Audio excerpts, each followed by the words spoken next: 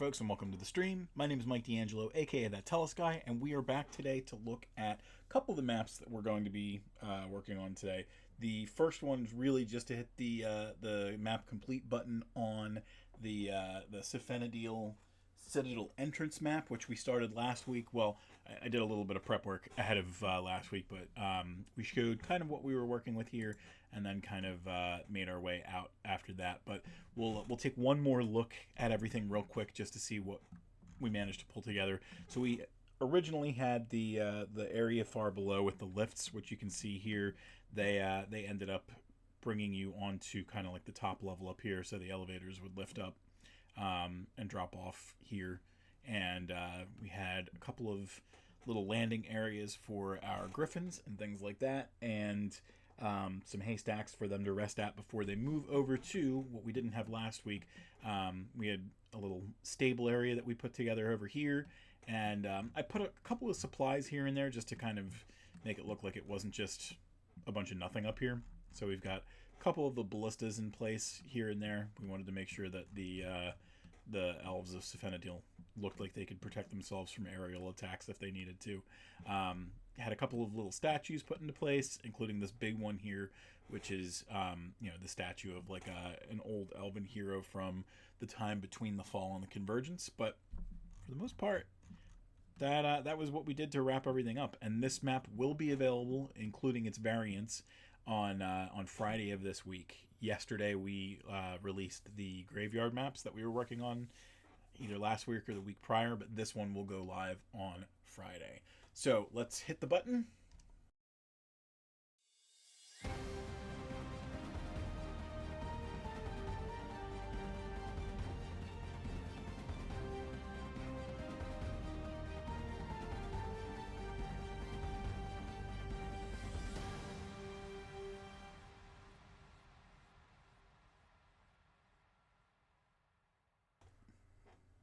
And huzzah, Rihanna says. I concur. Much huzzah was to be had. So we're going to take a step away from this map real quick, and we're going to go into our second map of the day, which is going to be our offering tree, which is just east of the dojo map that we did, which was number, if I had to guess, like 44 or something like that. Let's verify. I was way off. 33. So dojo is 33 out of this will be map 75 that we're working on now. So we've come a decent way from there. I don't recall if we had shown any of this map last week or not. I feel like we probably did like a little bit. A decent amount more has been done to it, but I think today what we're going to probably try and do is wrap up as much as we can, and then we'll move on to our next map of the week, which I'll show very briefly after we're done whatever work we're going to do here. But it's nowhere near as far along as these other ones have been. So we're going to look at our points of interest real quick just to kind of show them off. So this looks kind of like a dirt spot, but I used like a flat table kind of thing to give it more of like a rounded kind of look to it. You can actually see like a little bit of the patterns in there and everything like that.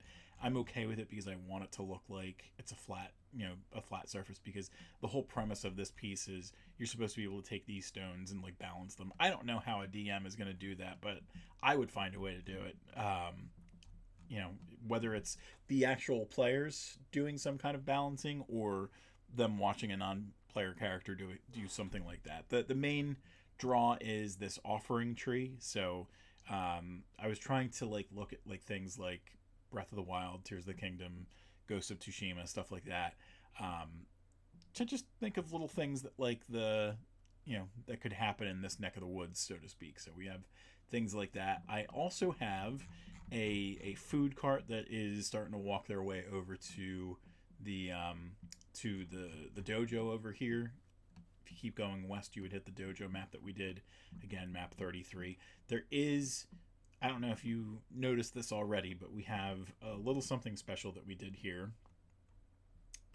So we have a variant that we've been doing a little bit of a Avatar: The Last Airbender rewatch.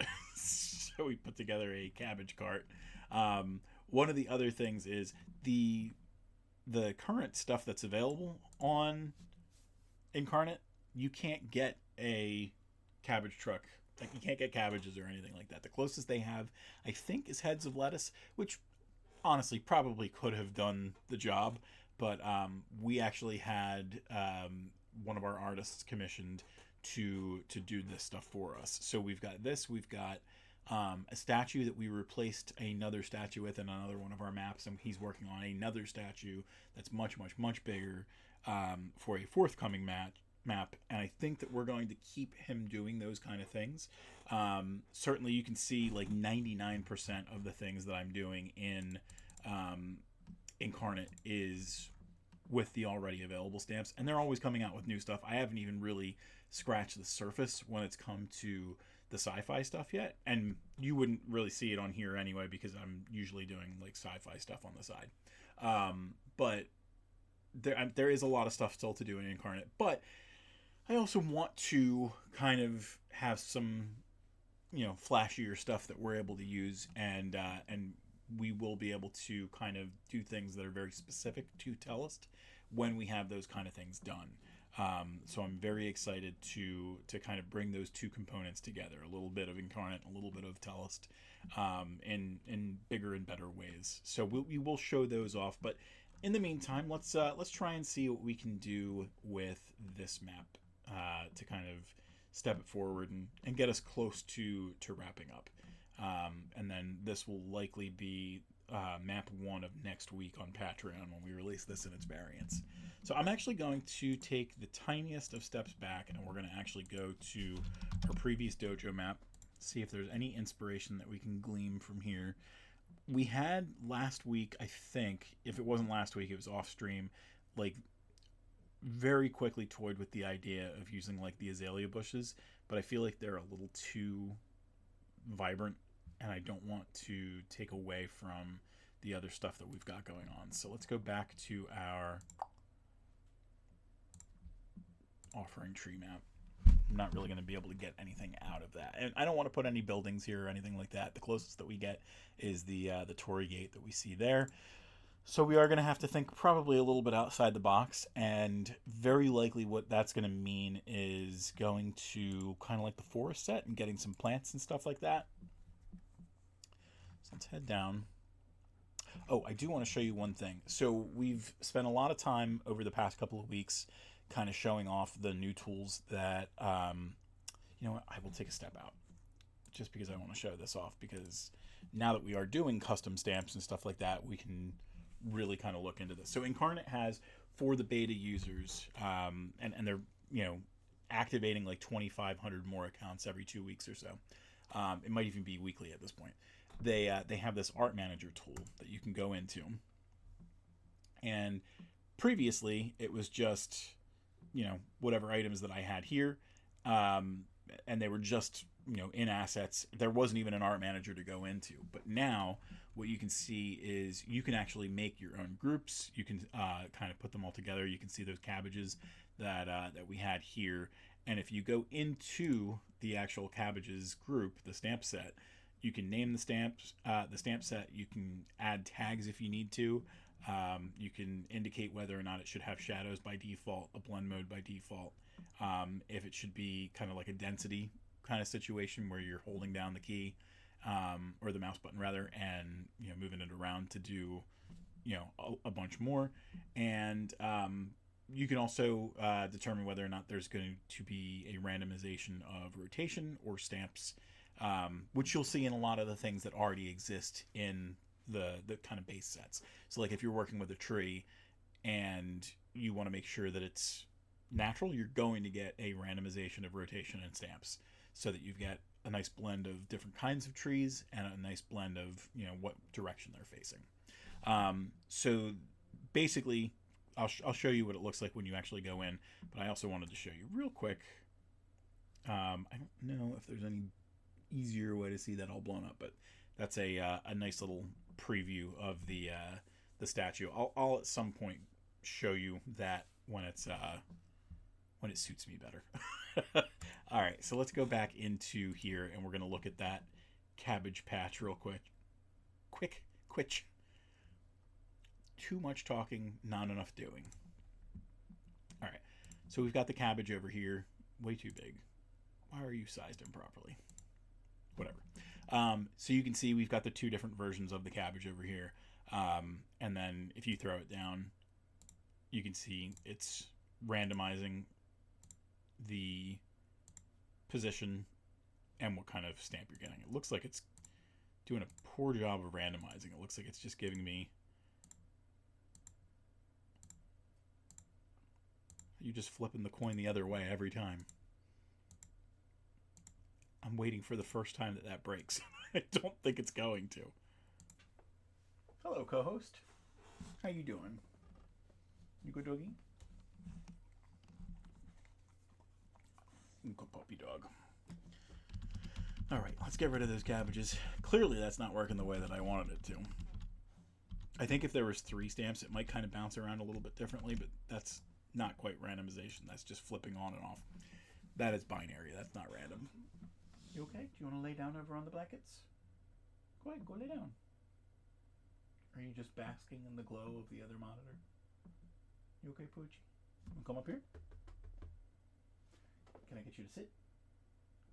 Good girl. Good doggy. Alright, so, like I said, let's go to the 4th set. Don't need any more cabbages. So we're going to the forest because we're going to do some different kind of plants and stuff. So we've already got the flower bushes, and I don't want to put more regular bushes. We might put like a fern or something down. We've already got the forest floor plants. Most likely what we're going to do is grab a couple of these flower plants and put them down. But let's grab maybe like a fern or two. And I'm not going to do 30, or rather we're not going to do 100, we're going to do 30. And let's see if we can throw these down in a couple of places.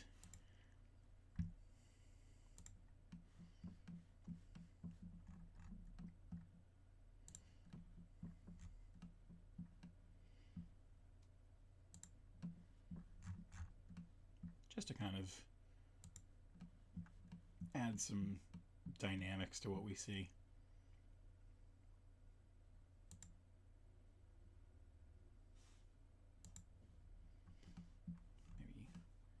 One more over here somewhere. Now let's get some flowers.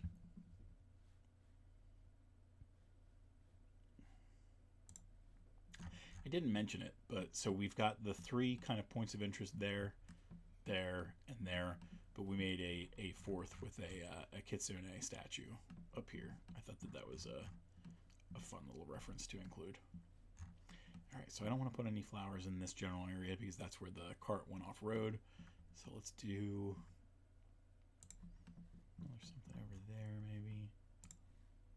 Oh, you are supposed to be under the tree. Let's scoot you down as well. My co-host is gone. She has become bored with me. Alright, we'll keep the blue away from there, but maybe we'll throw... there. A couple more of these other flowers here and there.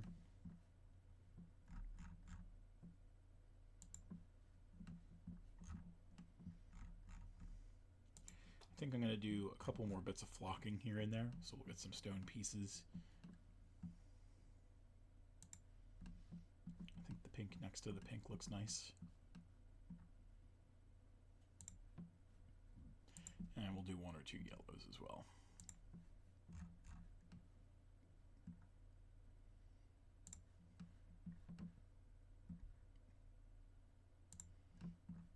That's good. Let's go and get some stones.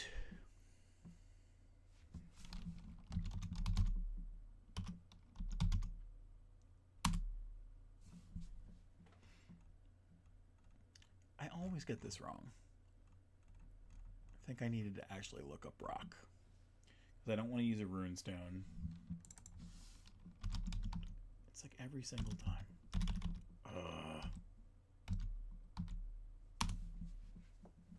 Alright. Small rocks. Okay. Let's see if we can... I don't think that anything changes when you mess with the color of these. Like, I don't think that messing with the... Oh, you know what? It does a little bit. So you get a little bit of like a dirtier color if you put the saturation up, and a little bit of a more tame color here. So let's do that and maybe mess with the brightness. The reason that I'm doing that is because it'll kind of blend a little bit nicer with the kind of flat stones that we have here. Do a couple of these here and there.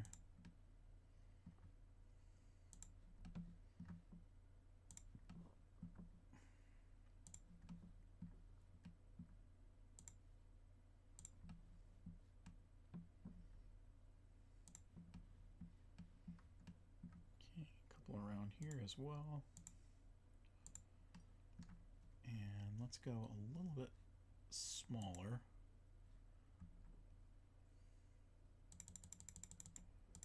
And you know what? We'll bump up the saturation. Put these ones over by the hills. They look more like dirty pebbles than rocks.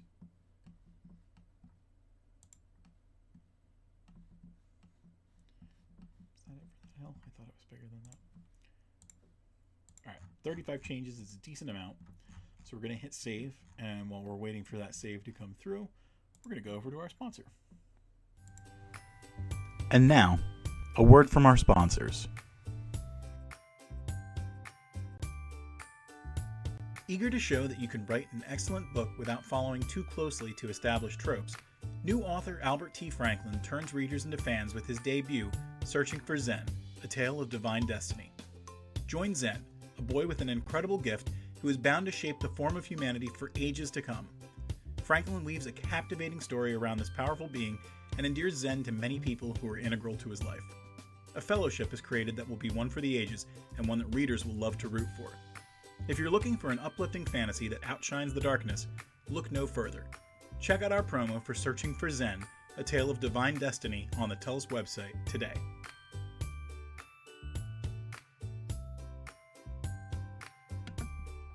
Alrighty, we're back.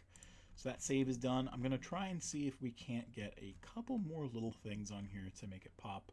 I feel like we're close, and I don't like every one of my maps to be like super dense like we've had with the statuary chessboard and the what was it, the Island Tavern map that we worked on. And there's something recently that we did as well, and I can't picture what it is in my mind. Let's go over to our folders and see if anything... Oh, you know what? The sinkhole was kind of one south of the sinkhole. And the Watcher's Gatehouse. They were all pretty dense. So I don't want to go too crazy with this map in particular. We'll let them be their own things. And this is just to the east of the dojo, so we want it to be a little bit more chill. All right, let us go into our stamp sets and see what else we can do. Not going to do any rocks. I don't think that there's anything left in the kind of eastern set that really makes a lot of sense. We already did kind of like the statue pillar. I'm not going to do any floor tiles because we're not indoors. These are, I think, maybe that wasn't what that is. Well, let's check real quick. I'm going to drop that down. If we need to, we'll, I'm not going to use that. It's ugly. This tree over here was a barren birch tree. Oh, you know what it was? I was trying to figure out, there was another tree from somebody else's map that I saw that I was trying to recreate. And I think that it was either somebody with, like early special beta access to Inkarnate software, like extra asset packs or something like that, or just somebody who blends their own stuff similar to how we're doing it. But I was not able to recreate it. So that's okay though. You know what? Let's we've got the bamboo over there. Let's do a couple things over here as well.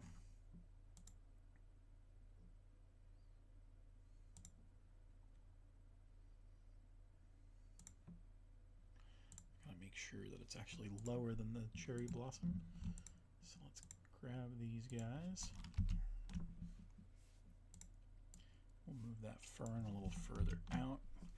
See, the problem with bamboo trees is that they're usually pretty invasive.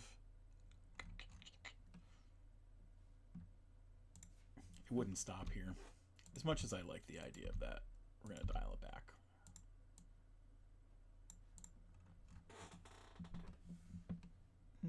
Let's see.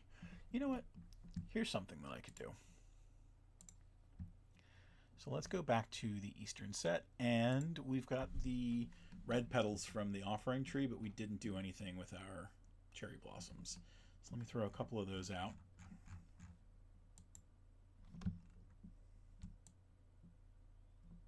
Oh, you know what? The size is wrong. The size of the brush is great, but the size of the petals needs to change.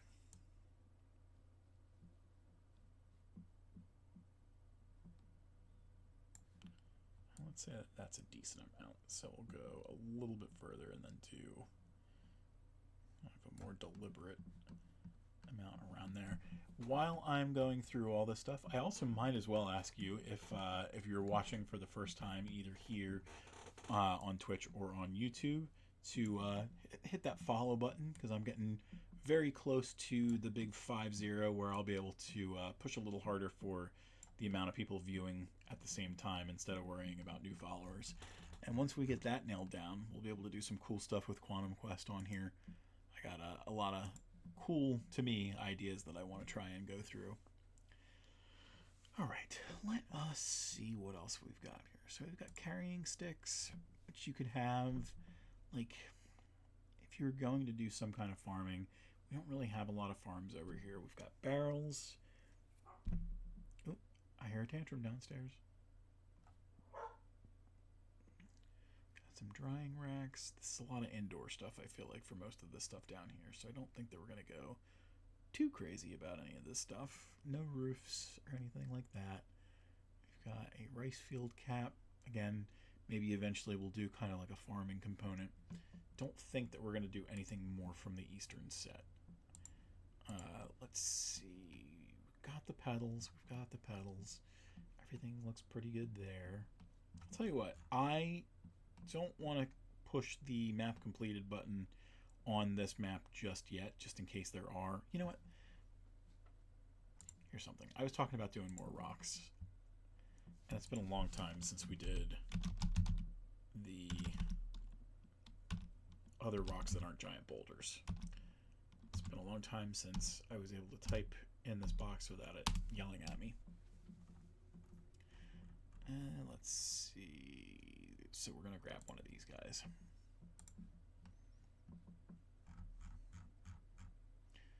We're going to grab a couple of these guys. Is that the same one twice? It's randomizing already. I don't need it to go crazy. Alright, just something simple.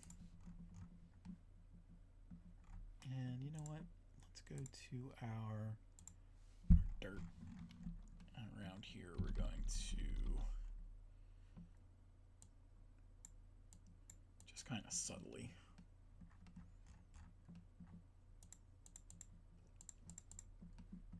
kind of blend into what we have here and there. Don't want to do it there because we've already got that little splotch, but maybe we can do a little bit there. There. Don't need to do anything there because we've got the hill.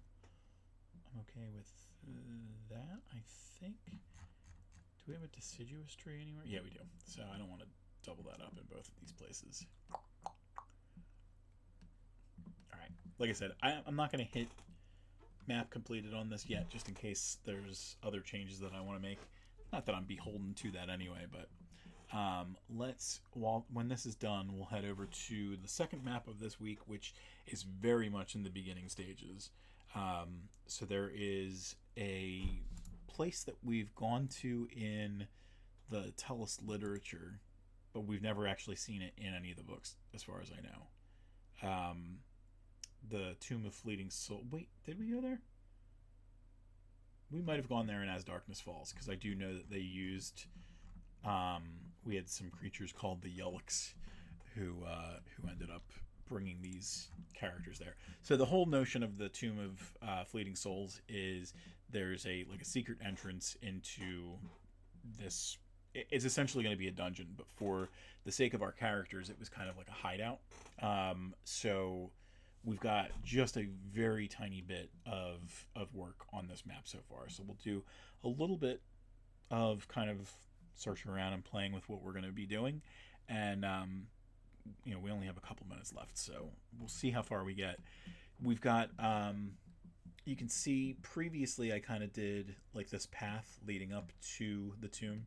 And the way that I was kind of conceptualizing this map was it's kind of like a forgotten village out in the desert, east of Foster Villa, which is one of the towns that we have in the Tellest universe. And originally I didn't have these kind of lines. They are there so that we have kind of like a border for this road, and then there's going to be a perpendicular one that cuts across. So we're going to figure that out. Let's do some cleanup first, because I do see a couple of other spots that I want to make sure are not there. So we're going to go... Oop. Inkarnate's acting up on me today. So we're going to grab some of these. And it's, I don't think, with the exception of the Oasis, which doesn't really count entirely, we've never done a desert map. So there's a bunch of stuff that we have not yet used. Like you can see those cactuses up there. That's the first time that we used a cactus. I think we're clean there. And I don't think that we ever had a problem down here. Yeah, so we didn't use any of that stuff. There's a lot of other stamps in the desert set that we can use. I'm trying to make sure that it doesn't look super Egyptian, because it really shouldn't. It's not that culture. So I want to make sure that we're not kind of overstepping and making it feel like something it's not.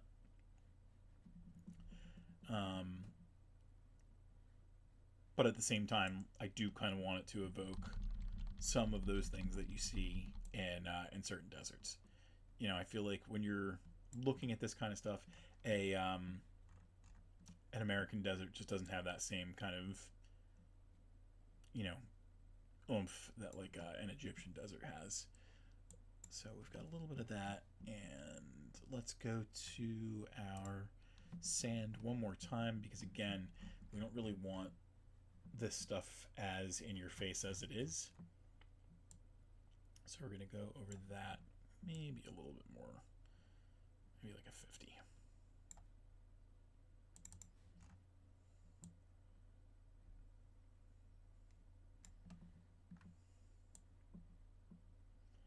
And then I want to go over this one once, and then we're going to go over it one more time with kind of a fine-toothed comb and make sure that the edges aren't as clean as they are. So we'll zoom in, kind of dial back the size of this, and we're kind of going to do like a side sweep like that.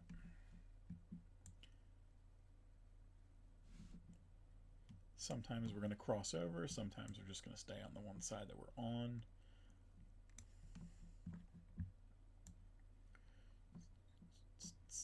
And we'll go one more time back the other way. And that way it looks like nobody just went over it with a broom or anything.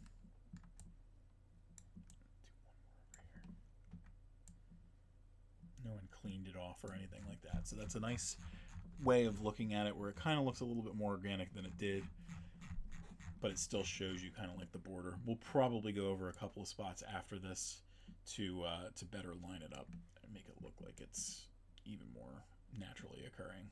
Sand is blown off the path, or blown onto the path, I should say, for a lot of years.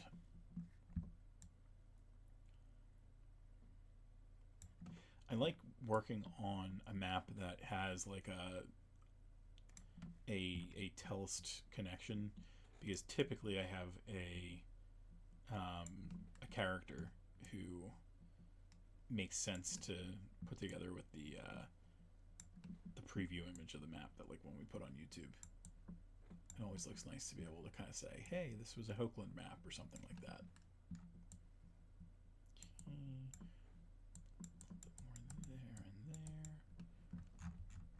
So I think of the two sides, the left one definitely looks a little bit more natural. So we're going to do a couple of passes over here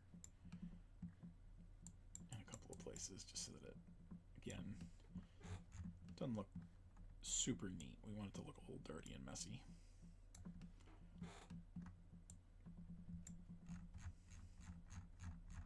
All right, that looks pretty good.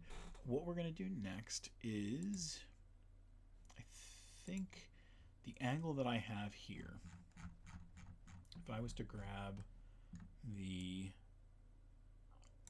kind of square fill tool and rotate it to, I think it was 40. No, I guess it wasn't 42 because that wouldn't be right. That's pretty good. I don't know if it's spot on. 37 looks pretty decent. So I want to try and keep it about the same size. So you'll see if I kind of zoom in here, that's about the size of the brickwork. And what I'm going to do is, that was 37, so I want to go 90 degrees the other way. So I should be working at negative 127. And that's going to bring me to a perpendicular angle. And what we're going to try and do, I think, is try and figure out as close as we can to kind of like a middle section. Maybe something like right there. And this one I don't think is going to end up having a border. What we can do is,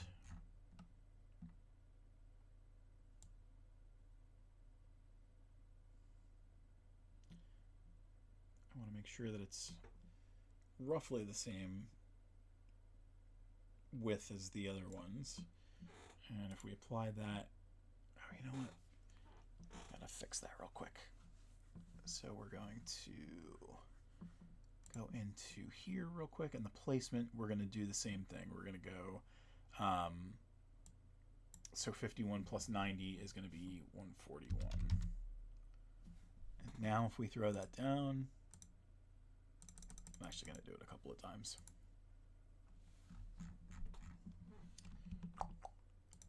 Probably didn't need to do it that many times.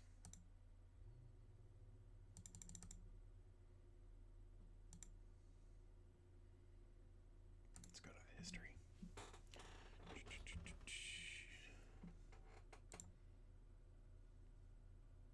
All right, so that's pretty good. And then let's grab the tool one more time.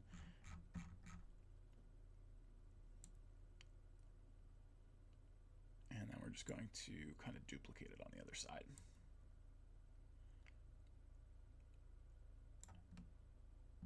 And we could probably just use the rotation, to be perfectly honest. If we went, was it negative? No, I guess my math isn't mathing the right way there. But I think it was something like 52 before we 90 degreed it. In any case, doing something like this ought to work. Pretty darn close.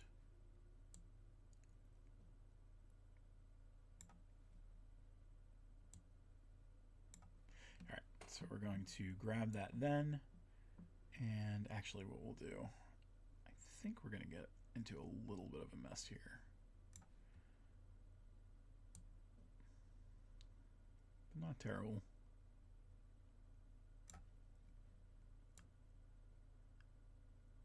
It's like so fine-tuned, and I don't think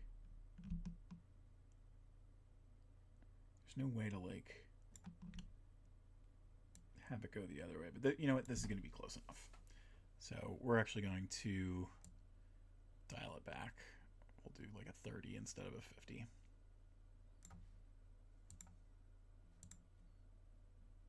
Oh, you know what? Here's the problem with what I just did. Didn't have it going all the way off down here.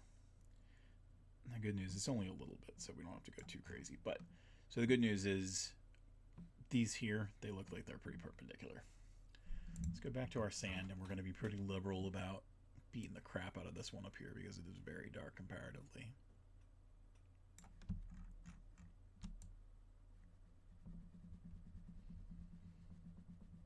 So do one pass there.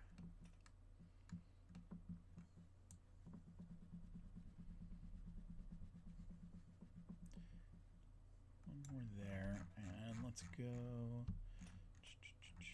closer in. Now these perpendicular paths, they're going to be more kind of hidden by the sand anyway. So we'll do a little bit more work on them in the in tomorrow's episode, if that's what we want to call it or whatever. So I don't care that we have a little bit more visible over here. We kind of want this kind of fading into obscurity. So we'll have some cactuses. We'll have some of those pillars. Again, they kind of look a little bit overdone as far as kind of like that Egyptian kind of flair. We're not going to have any of these crazy statues. We're not going to have a sphinx. We're not going to have a very Egyptian themed sarcophagus. I feel like the one that we used down here was pretty darn close, so we don't want to go too nuts about that. What we could in theory do, this might be a good opportunity to show you that statue that we were talking about earlier. So this is the statue that we had our artist Sergey make for us. So this is a brand new style statue that does not exist in the Inkarnate assets. We actually had Sergey develop this specifically for us because it felt like it had kind of a feel for what we were going for with the story that we were trying to tell with the map that we were working on. But honestly, this might not be a bad piece to use for this. Now, I haven't played with the hue or the saturation or anything like that yet because typically speaking, when you're making your own stuff, it might not have that HSBC kind of thing going for it. So there's not, I mean, if we wanted to, we could do a different color, but it's not really doing what I want it to. If we oversaturate it, let's see what it does there. I'm thinking if there was kind of like, it's kind of a good color, but I think it's a little too saturated. And as we dial it down, we kind of lose a little bit of it. There's actually one other thing that I would do here, so I might not totally use this yet, but if we were going to put this down, I would imagine we would put it like pretty close to the outsides of this. Again, we're trying to kind of evoke a different feeling than Egyptian. We've got this sarcophagus here that kind of looks like it could be Egyptian, but it doesn't necessarily need to. And then these guys here, we've used this kind of hexagonal look before, but Sergey also got us like a square set and a circular set, so we might switch that out so it looks like it fits a little bit better. And it really does kind of bug me that I can't get it to look like that sandstone look. I don't think that there's going to be too much that I'm going to be able to do to make that kind of pop the way that I want it to, just based on kind of the structure and the style of things. Honestly, that's kind of the whole point of why we're getting Sergey's help, is to try and give us things like that. So it might just be that later on we ask him to do something that has that more sandstone, limestone look as opposed to kind of like the stone or granite. But I think for now, we kind of went over what I was expecting to. Maybe we'll leave some of that for tomorrow. We did kind of the basic setup. We know that we've got these crossroads in this area of the desert. We're going to clean up a lot of this still, so it doesn't have that straight look. And then from there, we will see what we can do about, maybe we'll have like the ruins of another building or something like that. And, some dunes and stuff like that. Because right now it looks like it could just be like the extended section of a beach or something like that. And I want it to feel a little bit more like it's in the middle of the desert. So let's hit save one more time and we'll go over to our show closing screen. So folks, on the screen right now, you should see all the places that you can find Tellest out there on the internet. Tellest.com is a great place to start. It usually will bring you to other places where we have projects that we're working on, whether it's a map project, a book project, or something else entirely. We've got 2 premium websites that you should take a look at where you can find our goods. Patreon.com/Tellest is where you can find these maps in digital form. And we usually are posting at least 1 map a week. We've been on a roll lately, so we've been doing 2 maps a week. If it's not 1 a week on Wednesdays, it's going to be 2 a week on Mondays and Fridays. And we're starting to bolster our points of interest documents to help game masters kind of use what's available on our maps to tell better stories. The other website that you can go to for premium goods is Tellest.Etsy.com. You can find physical versions of our maps there, in addition to posters, bookmarks, stickers, our tabletop game, our art book, and then Brianna's Weird Witch Wands, which you can also see a TikTok for down at the bottom. It's tiktok.com/@WeirdWitchWands. She makes one-of-a-kind handcrafted magic wands. They're really, really cool. She's working on one now that is a reference to Monty Python and the Holy Grail. I'm really looking forward for her to put that video together and show that off. And then we've got another TikTok that you can show off with my one co-host who was up here earlier today. TikTok.com/@TalesOfTellest is where you can see Luna and Maisie and Zelda acting cute or annoying, whichever. And then the last 2 places that I'll bring your attention to are places where you can find these videos. So if you're seeing this now, you're seeing it on twitch.tv/ThatTellestGuy, and this is the best place to do those kind of things, because you can ask me questions like Rihanna does. Do the man want his chalky milk? I think the man do want his chalky milk.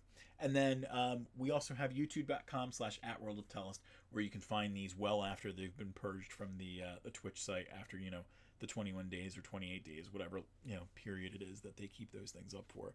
And you can catch all the things that we have in our backlog.